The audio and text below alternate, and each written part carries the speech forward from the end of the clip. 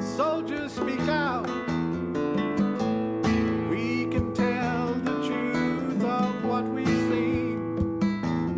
We are not liars.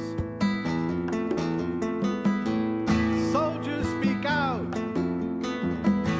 We have a duty to all children and to their futures. Welcome to the Veterans Hour, a monthly program produced by the Rachel Corrie Chapter 109 Veterans for Peace in Olympia, Washington. I am Mark Fleming, your host for this program. Veterans for Peace is a global organization of military veterans and allies whose collective efforts seek a culture of peace. As Veterans for Peace, we bring a unique and important voice to the issues of war and peace. The Rachel Corrie chapter in Olympia is one of over 140 chapters worldwide whose work includes educating the public about the true causes and enormous costs of war and emphasizing nations' obligation to heal the wounds of war. We also advocate for a dismantling of the war economy, providing services that assist veterans and victims of war, and most significantly, ending all wars. Each month we present a program focusing on veterans issues, and matters of war and peace. This program examines the concept of national security and its relevance in the 21st century. I'm very pleased to have two knowledgeable guests to discuss this timely issue, Glen and Zoltan Grossman. Glen Anderson is a longtime organizer in Olympia for peace, nonviolence, social justice, and economic justice, and how to make a better world. He is currently editor of the blog, Glen's Parallax Perspective, and host of a Thurston community media program of the same name. His recent writings and programs have examined a wide variety of issues, including peace, nonviolence, and effective organizing. Zoltan Grossman is a member of the faculty in Geography and Native Studies at the Evergreen State College with his PhD from the University of Wisconsin. He has been a community organizer for peace, racial justice, native sovereignty, and environmental protection for the past 4 decades, and has lived in Olympia for 15 years. He is the author of Unlikely Alliances, Native Nations, and White Communities, joined to defend rural lands, and is co-editor of Asserting Native Resilience, Pacific Rim Indigenous Nations Face Climate Crisis. So welcome, Glen. Welcome, Zoltan. Appreciate you being here. And from our preliminary discussion, we should have a pretty lively discussion. And I want to start out with just a very brief overview of national security. One of the things that came to me really early was in 2001, when the attack on the World Trade Center took place. My first thought was, with all the money we've spent for all the military weapons, all the bullets, all the bombs and soldiers, you know, here were 19 people armed with just box cutters who inflicted the most mass casualties on the U.S. since World War II. And that really made me wonder about the effectiveness of our national security policy. And since then, I don't think I'm the only one that had that thought, but since then we've seen the consequences or the problem, the shortcomings of our national security policy. So that's what we want to get into today is, you know, why, with all that we've spent, why don't we have national security? And I'd like to start off just national security first appeared as an issue in 1947 with the passage of the National Security Act. And since that time, that has really been driving American policy. So to begin with that, I'd just like to ask each of you, Glen and Zoltan, you know, what is the purpose of national security policy? Would you start, Glen? Yeah, very often, typically in this country, people think about national security in terms of us versus everybody else in the world. It's kind of a selfish, me first kind of thing. How can we be secure against all those people elsewhere in the world? And it immediately jumps to the notion of more military violence, more threats against other nations, rather than look at real security issues like how can we all survive on this planet together. We all share one planet. And a pandemic can arise in any nation and spread around the world. The climate crisis is a worldwide catastrophe. All of the things that threaten our security in very serious ways are really global, but the national security model, the propaganda, assumes us versus the rest of the world, and that's just self-defeating. So it makes us insecure. So, and Zoltan? Well, if you think of security, whether it's national security or since 9/11, the concept of homeland security, if you think of security as safety for your family, for your community, think of what has really made you feel unsafe in your life, and especially in recent times. If you are afraid of crime, a way to achieve more security is to reduce poverty that generates crime. If you are afraid of terrorism, one way to reduce terrorism is to have fewer foreign wars and for actors around the world, so there's less blowback. If you are concerned about wildfires or hurricanes, the way to do it is to invest more in the environment and climate.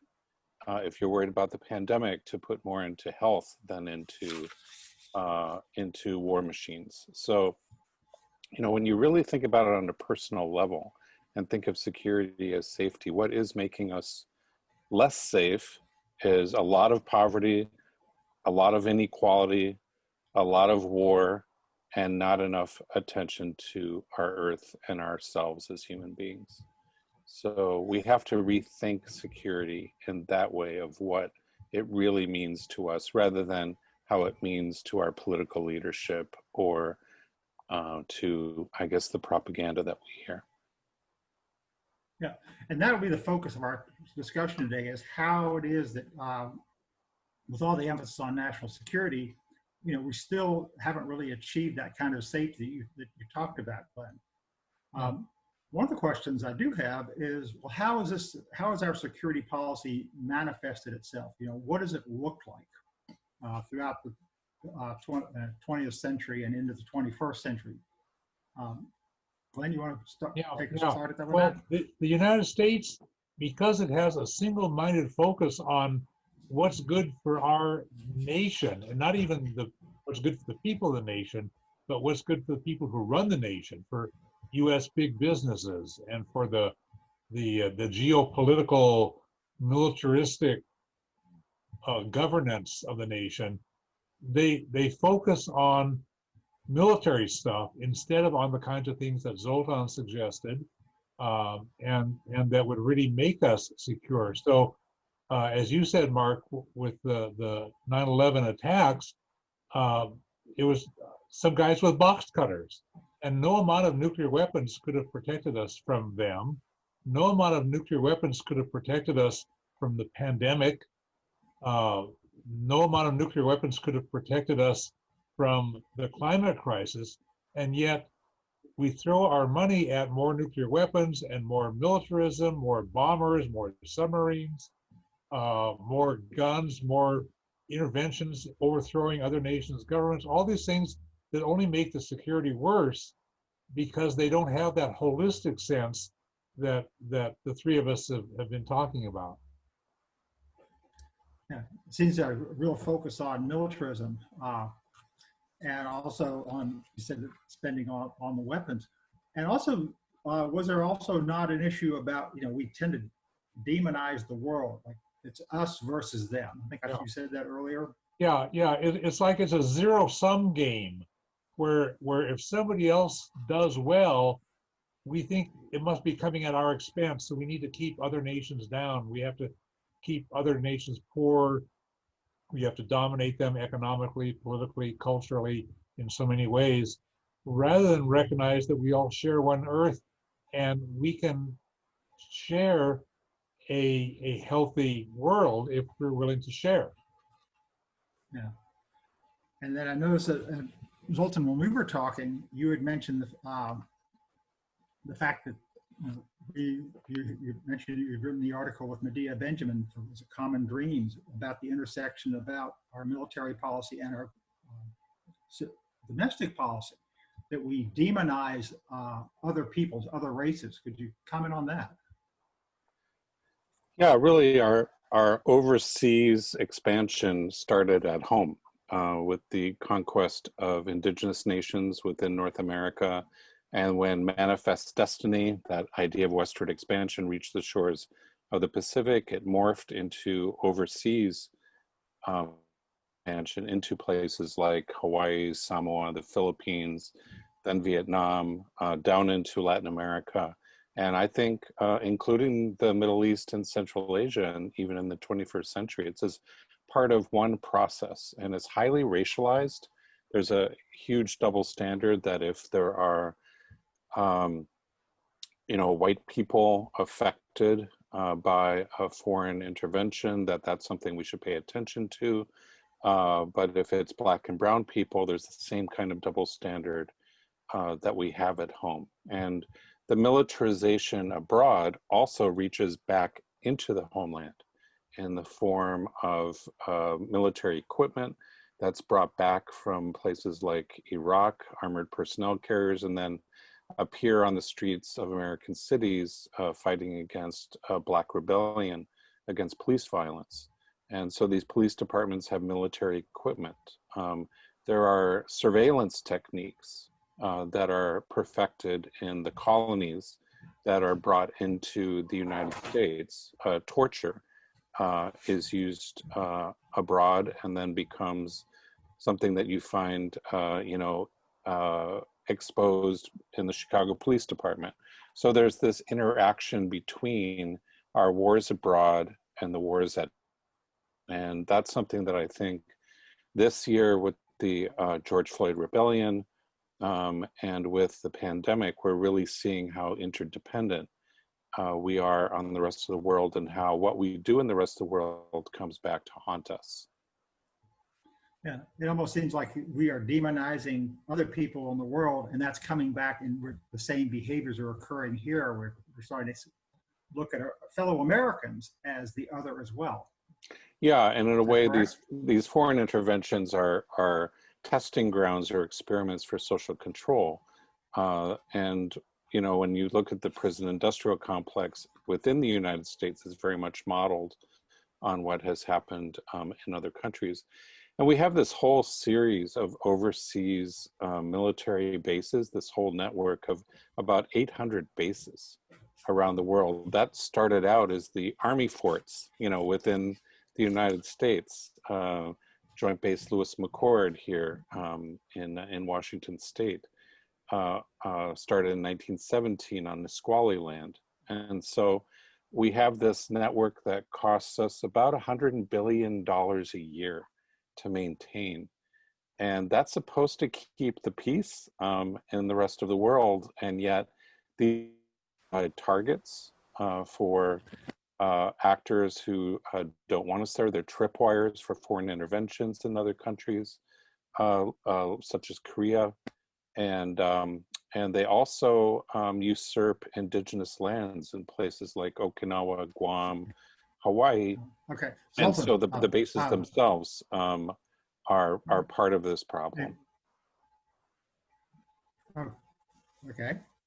So yeah, it seems like it is coming back to haunt us in a variety of ways. One of this, we're researching, doing some of the preliminary research for this. I was looking, there was this great emphasis on national security and militarization. And I was also wondering, did anyone speak out against it during the 50s, 60s, during the 20th century? And Glenn, when you and I were talking, we mentioned Martin Luther King spoke out in 1967. Would you comment on that? Yeah, King, of course, is best known for working on civil rights, equality for Black folks in this country. But what happens is, as long as he did that, he was sort of able to get away with that.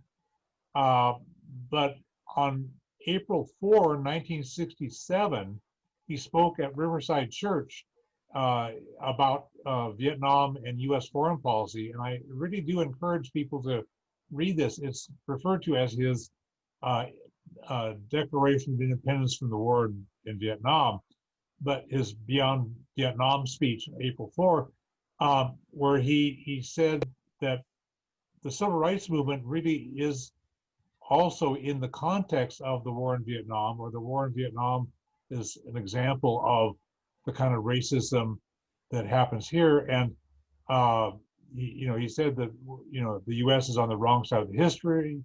We're supporting the elites. He really lambasted the foreign policy, and that was too much for the people who really have the power in this country, the official power.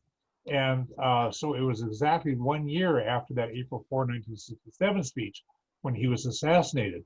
And there were people within the civil rights movement who were concerned that once he extends his message into the foreign policy implications of the civil rights movement, that he was risking losing political support from people who were willing to have civil rights for Black folks.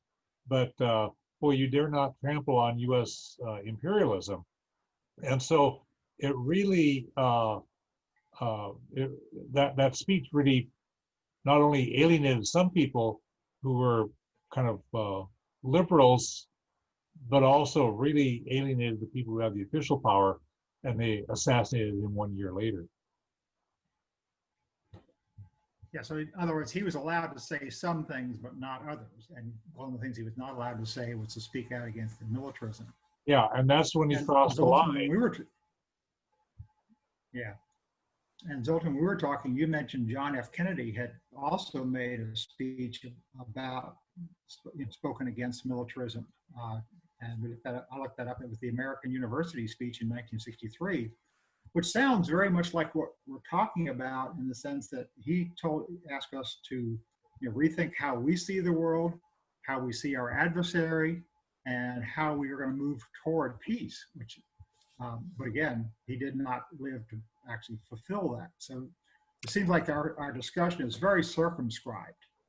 Yeah, and I think Dwight Eisenhower also spoke out against kind of the corporate involvement in the military-industrial complex, and we have a long and proud tradition that I think both Eisenhower and Kennedy were speaking to didn't follow through because they were very much involved in coups and interventions themselves, but they knew that the American people only stood for militarism up to a point, because we have a long tradition. Abraham Lincoln, when he was a congressman, questioning the operation that led to the Mexican-American War.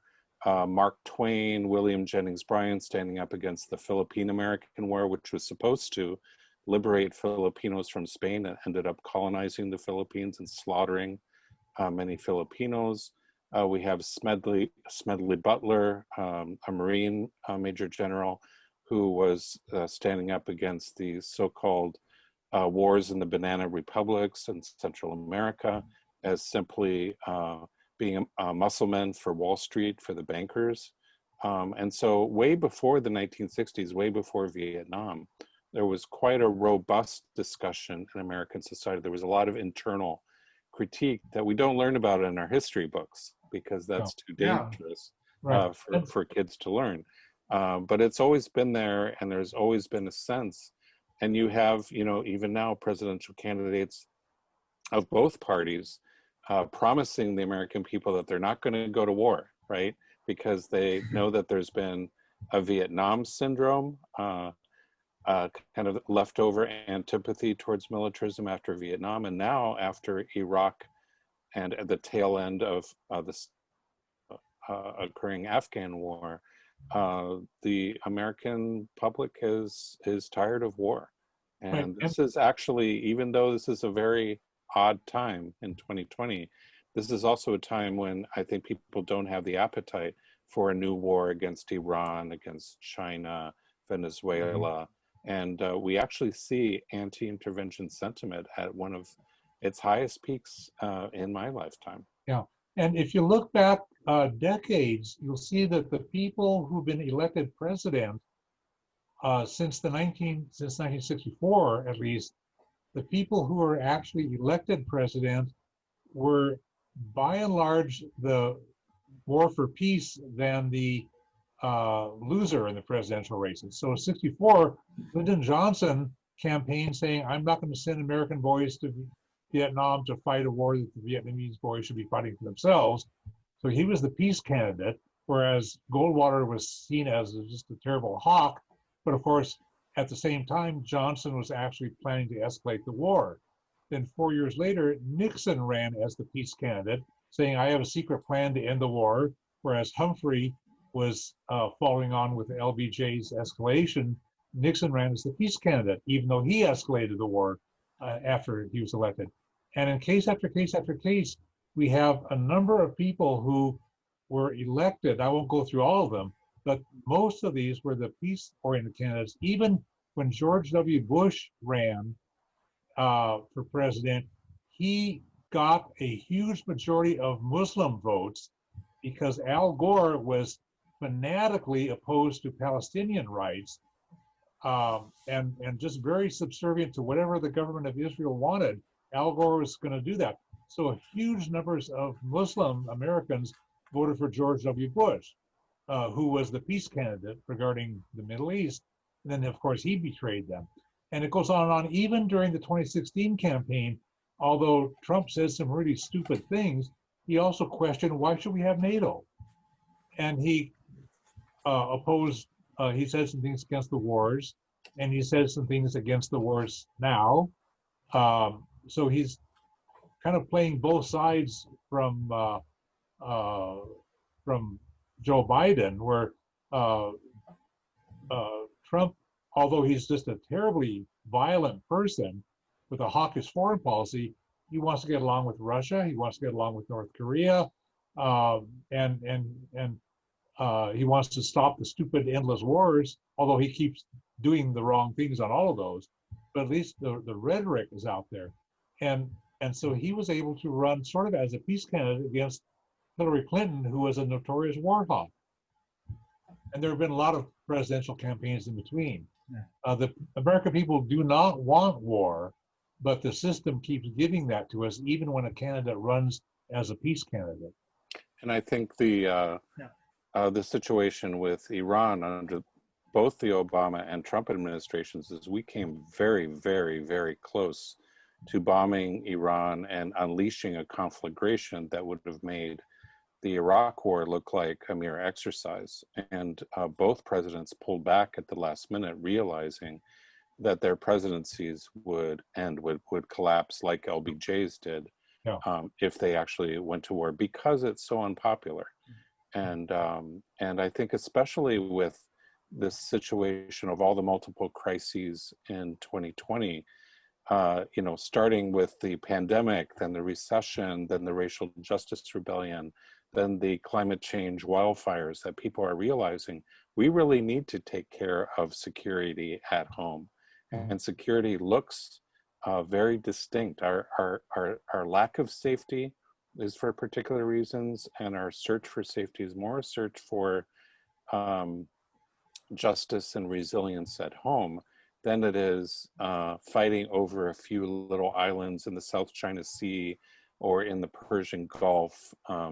That I don't think the American people see that as in their interest, whereas even a couple of years ago, I think they could have been pushed towards war out of fear in this post 9/11 world.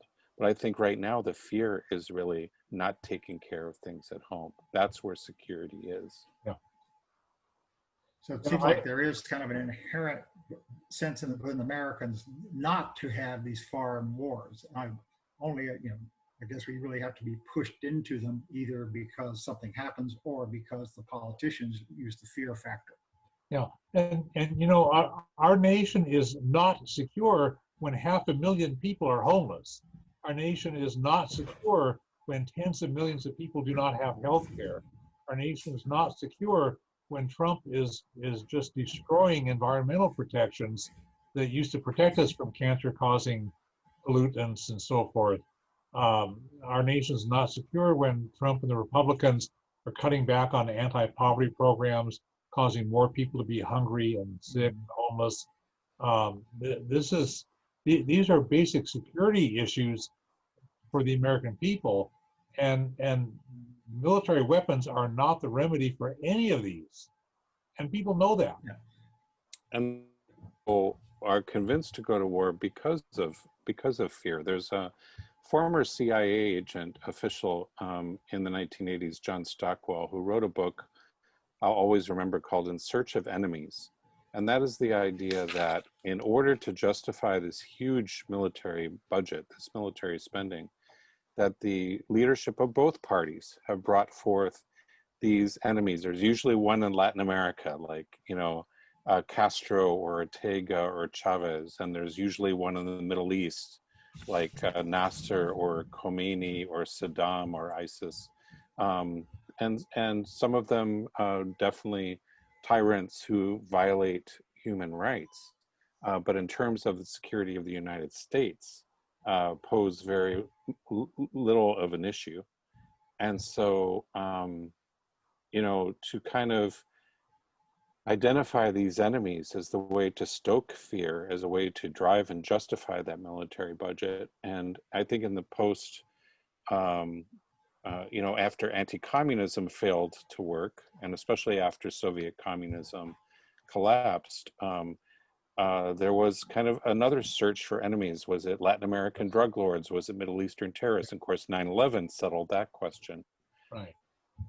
And they were actually looking at China in the beginning of 2001, before 9/11. And so right now we're back to another search for enemies. Is it China? Is it Iran? And these things are just not working as well as they used to. And so I think we do have an opportunity now in the 2020s to really roll back this military spending. If $100 billion are being spent a year just on the foreign military bases, when hardly any other countries have military bases abroad, or at least Russia outside of the former Soviet Union only has bases in Syria. I think China only has bases in the South China Sea and Djibouti in Africa. Yeah. The United States has 800 bases. If we took a plane and filled it with $100 billion and flew around to these countries and literally dropped that cash on these countries like Yemen or Somalia or Iraq or Pakistan, we would engender a lot more goodwill than we do sinking that money into missiles and drones and spies and everything that's guaranteed for other countries, and in particular, minority ethnic and that feel oppressed by the elites we're supporting. They end up resenting the United States and sometimes hating the United States because of that foreign and military policy. Right, and they're trying to whip up, of course, Iran as this enemy for us, but it's been more than 200 years since Iran has invaded any other country. They really are peaceful in their foreign policy. In more than 200 years with no invasions of other countries, whereas the United States invades other countries routinely and repeatedly, and we overthrow governments and stuff. And it's just widely widespread fear mongering that tries to make Iran look like a threat. So part of our role needs to be helping the American people understand this stuff and debunk the propaganda. And it's usually a pretty dangerous time before elections when an incumbent president has that power and is able to wield it to distract attention from these policies. That could lead them to lose the election. And as we record this in September of 2020, there's always the concern that Donald Trump may try to do something in order to boost his reelection chances. The old October surprise. It seems like, Right. Yeah. So I want to also follow up on that by saying, well, we've done it. We've got these bases, we've got these military expenditures. What has been the impact? It seems like we've destabilized regions. We've caused, generated like the the resistance in Iraq. Terrorism is still a problem after 20 years. Well, I guess what are these consequences we have to deal with? well, the part of what all this excessive military spending has done is not just the budget trade-off of saying we spend the money on the military, which means now we can't afford healthcare or education or environmental cleanup, but also this excessive militarization of the U.S. economy has seriously disrupted and weakened the U.S. economy as how an economy should function. So instead of doing productive things, we're putting our money into things that destroy, right? And other nations put their money into healthcare and into engineering for products that they can sell elsewhere. But the United States, by militarizing the economy, we create a vested interest to try to sell more weapons to other countries to cause more violence there. And the best scientists and engineers get bid away from civilian production projects because the Pentagon contractors have a lot more money and they can bid up the price of the labor and get them. And so we have these very high-tech, classy weapons, but other nations do better engineering than we do on infrastructure, alternative energy, consumer electronics. In 1976 and 77, I did a huge amount of research on how military spending hurts the economy as an economy. And the things that I discovered there that were already long-standing from several decades are worse now. But I said in that report that I published in March of 1977 that other nations now are doing better electronics for consumers than the United States is. And we haven't made a TV set in this country for decades. And the best cell phones were coming out of Finland and some Asian countries and so forth. And balance of trade, we're losing out to people. But it's distorted the economy, and $1 billion in military spending produces fewer jobs than if you put that $1 billion into healthcare, housing, education. And economists have been proving this since the 1950s, but the government won't listen because they're hooked on the campaign contributions from the weapons manufacturers, and they find patriotism to be something to campaign on. And Zoltan, Glen, when I was doing some of the research on this, I saw an example where the opportunity cost of the global war on terror, if that money had been put into productive, civilian productive use, it would have contributed about $1.7 trillion to our GDP and created 22 million more jobs. Yeah, So economists keep doing this research and they keep finding those kinds of results. And so it's not just some lone wacko like me saying it. These are the best economists who are saying this, but the government still goes the other direction. And I mean, if our military budget this year is, I think, $738 billion, and that's more than the next 10 countries combined. And somehow that seems like over, but it also doesn't buy security or even stability. If you look at, and I've developed, if you can look it up, I have a list of US military interventions around the world since 1890, and you keep seeing the same countries recurring over and over and over again. Nicaragua, Panama, Iraq, Lebanon keep repeating, and it seems that the best guarantee of a future US military intervention is a past US military intervention. We're actually creating instability. We're creating more of a gap between elites and the masses in these countries that resent them, either for ethnic or religious reasons or because of the gap in wealth. And that's guaranteed to create a larger explosion later. And so the idea that somehow it buys us security doesn't make any sense.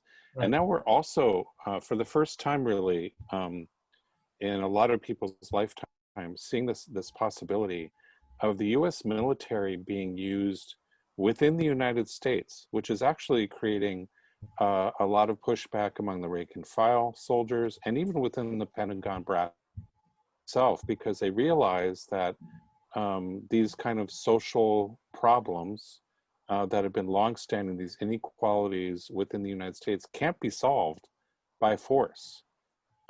They can't be solved militarily.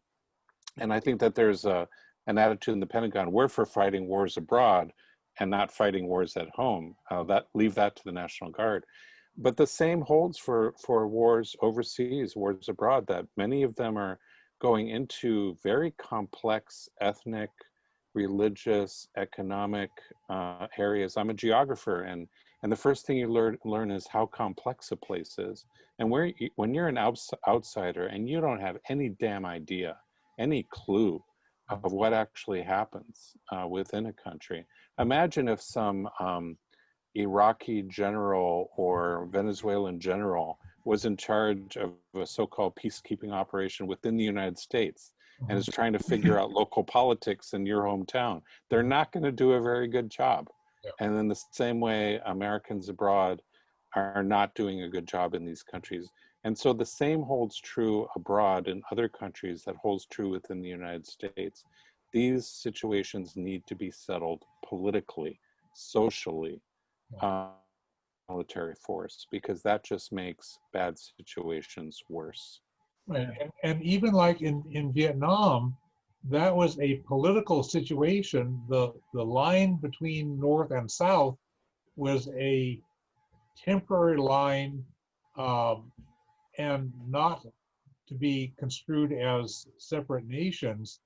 But the United States made it as if it were separate nations. The Geneva Accords that drew that line said we've got to have an election in 1955 or 56 so the people of Vietnam can vote for what future they want. And President Eisenhower from the United States, prevented that election because he knew the majority of people would vote for Ho Chi Minh, who was their George Washington. He was actually their George Washington, who led their War of Independence from the French, who had colonized them. But after World War II, when Japan lost their territories, the United States took power in Vietnam, and the United States government put the French colonial empire in charge of Vietnam again, which was just the wrong thing to do, because the United States violated the sense of democracy, and then we prevented the election. And so, of course, we turned it into a political or into a military thing when it should have been handled through electoral politics. But the United States does not value electoral politics in other countries or here at home, for that matter, as we keep seeing. And you can see the situation in Korea too, where, for so many decades, there's been a threat of renewed war between North and South Korea. And the South Korean people finally impeached a very militarist president, elected a peace candidate, and opened talks with the North and pulled the United States in. I hope Trump doesn't blow that situation like he blows other situations, or starts assassinating people like he did with the Iranian general. But the idea is that the people on the ground there, the people would be the most affected by the war, want an end to this war-like situation through negotiation. And I think that that's the option that's never explored. The attitude is always, you talk to Pentagon people and they say, well, if we don't do naval patrols through the South China Sea, China is just going to take over the South China Sea. And it's like, well, actually, both sides could pull back and have mutual agreements that, no, that vacuum is not going to, you can pull out and that vacuum is not going to be filled by somebody else. You can have areas of the world like the Pacific, like even the Middle East, become nuclear-free zones, where the nuclear powers do not have a presence. And you can have these kind of zones open up through mutual negotiation, instead of saying, well, there's a zero-sum game, and if we're not aggressive over there, somebody else is going to be. How about both of them not being aggressive? Right. Well, and actually, South America is a nuclear-free zone. The nations of South America said, we don't want anybody to have nuclear weapons here, not us and not anybody else. So the South America has declared itself to be a nuclear-free zone. And for China to be patrolling the South China Sea, it's called the South China Sea because it's next to China. And the United States has no business there any more than we would let China patrol Puget Sound or right off the Washington coast, Okay. But the United States always feels like we have national security interests in other countries because we have businesses there and so forth. Well, China buys computer stuff from us, and they buy apples from us. So maybe China should have military bases in Bellevue, Redmond area of Washington State to protect China's vital national interests. Or maybe China should have a military bases in base Wenatchee. in Wenatchee to protect their vital national interest of getting access to the apples that they want to buy. We would not tolerate that. But somehow we can do this to 800 bases in other countries. Yeah, at one point, the the president of Ecuador, at one point, there was a U.S. air base in Ecuador, and he was asked to renew the lease, and he said, well, sure, we'll renew the lease as long as we can have an Ecuadorian military base in Florida, no problem. And that didn't, of course, happen. Right. And actually, when you I hear the comments, it's not, America is definitely a giant, but we are, how we say, a clueless giant, because we only see it through our perspective. Very often, we're seeing the American interest, and the other interests don't really count.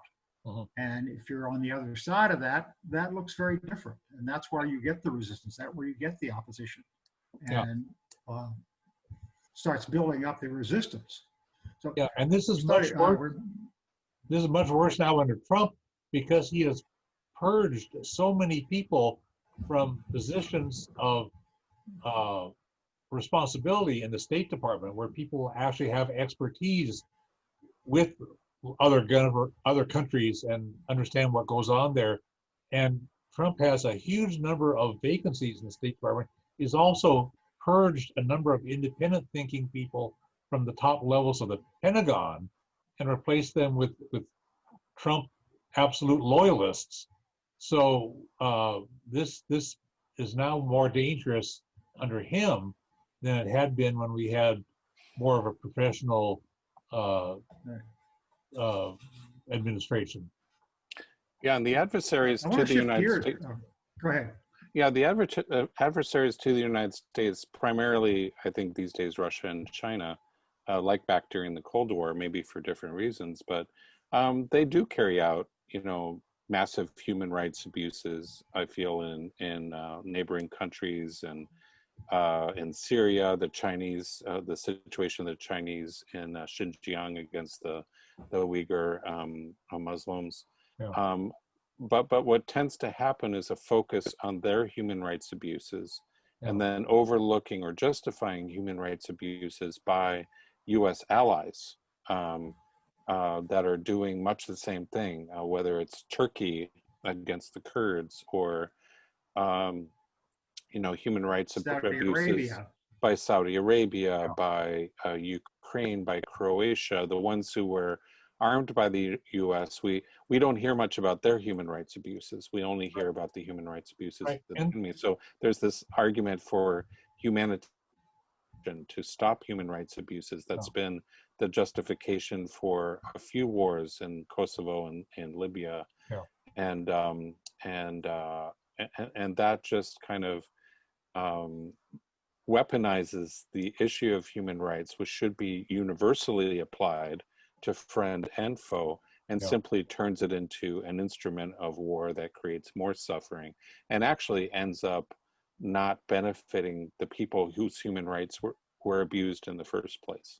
Right, and even within the United States, we have some severe human rights problems. We've been having profound racial injustices even after the Civil War ended a century and a half ago. And this keeps going worse and worse and worse. and maybe Nigeria or some other black nation in Africa should say the United States is such a failed state with such human rights abuses that Nigeria should just overthrow the United States government and install our own Nigerian puppet government that knows how to protect black people's human rights. And you know, we wouldn't tolerate that here, but we do that to other countries all the time, and our own record of human rights is so absolutely horrible, and the whole world knows it. But we would not tolerate that reciprocity if And we've seen the situation in 2020 with the possibility of federal troops being used on the streets of the U.S. to fight against this black uprising, against police violence, and people don't realize that this has happened. I mean, the Indian Wars were fought on what's now U.S. soil. That was the soil of indigenous nations, still is the soil of indigenous nations occupied. We've had deployments of federal forces in Detroit in 1943, 1967, around the country after Martin Luther King was assassinated. We've had deployments of soldiers against strikes, against veterans in 1932. The Bonus Army, many of them were killed in a military operation to put down their protests. We saw Los Angeles in 1992, and of course, troops deployed all over the country this year. And so, again, these wars abroad are going to come home to haunt us, because if you can justify a war against justice and for equality in another country, it becomes that much easier to justify using force at home against democracy. So this idea that somehow the military of democracy has been proven wrong time and time and time again when it intervenes, as Glenn said, against elections, but also to create this feeling that people can't overthrow their own dictator. The United States has to do it for them. And so that's not very democratic as well. And we're starting to run out of time. I want to cover some other areas and shift a little bit to talking about the things that that national security policy should be addressing. And we've covered a little bit as in previous discussion. But you know, one of the obvious ones, one of the great existential threats of the moment, is climate change. And right now, we are not dealing with that. So where does that fit into national security policy? Well, it's a global crisis, just like the pandemic is a global crisis. One of the signs I like to hold at our peace vigils on Wednesday noon hours and Friday late afternoon says, "We all share one Earth."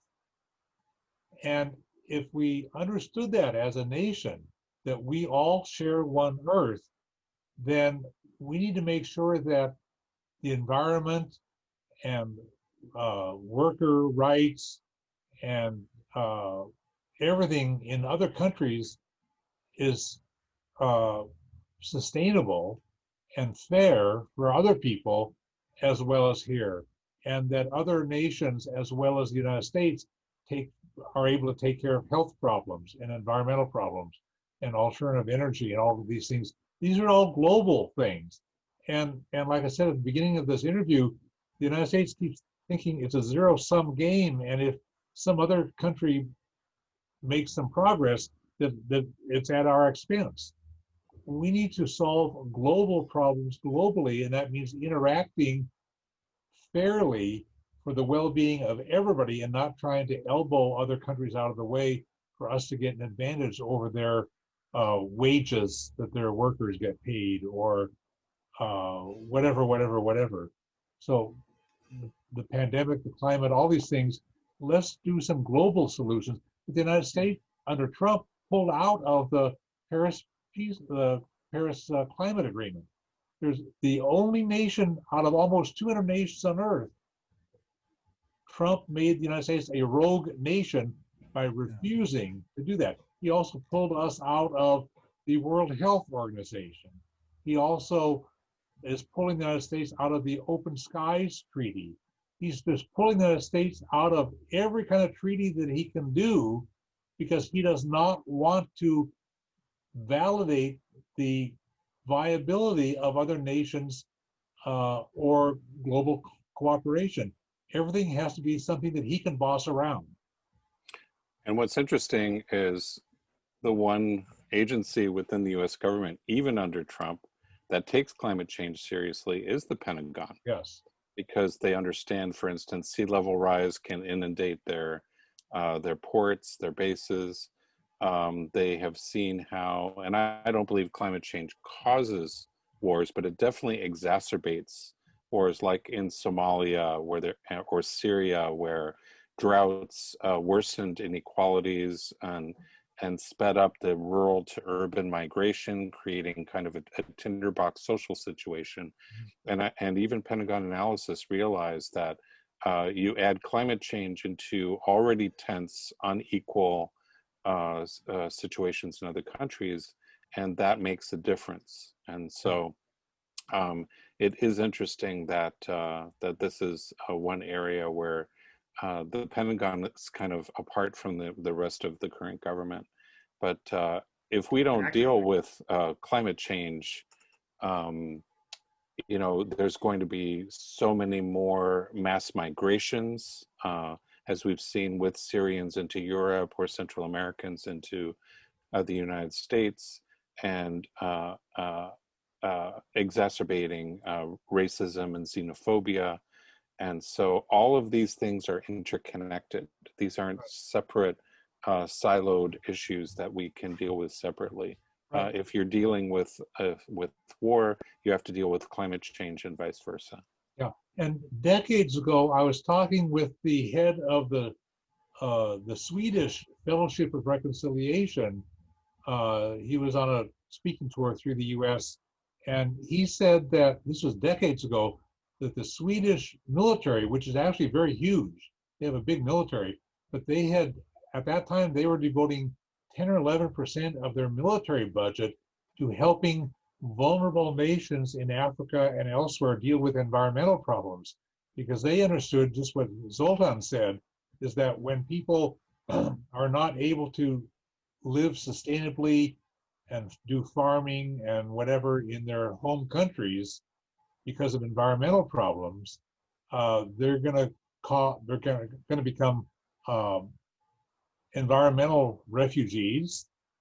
They're going to be disrupting, moving into somebody else's country that doesn't want them, stuff like that, and it becomes ultimately a danger to Swedish national security. So the Swedish military decades ago, was devoting a substantial part of their military budget to helping other nations in vulnerable countries solve their environmental problems, because it was good for Swedish national security. Now, we use our military for nation building, but it tends to be more like military building as opposed to the environmental or some of the social issues. Right, places Again, that we can sell our weapons to. It's just a front for the U.S. weapons industry.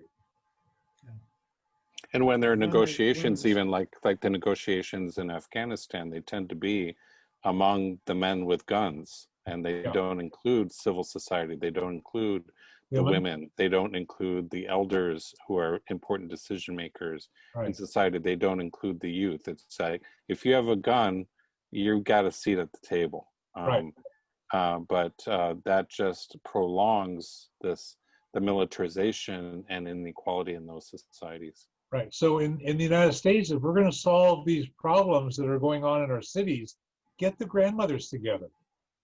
If they could find a way to convene a bunch of grandmothers in various neighborhoods of various cities, they could solve the problems, and keep the you know, I mean, it would be that way here too. Yeah, there's a lot of wisdom within the elders, and that Native American societies have often operated in that way. Yeah.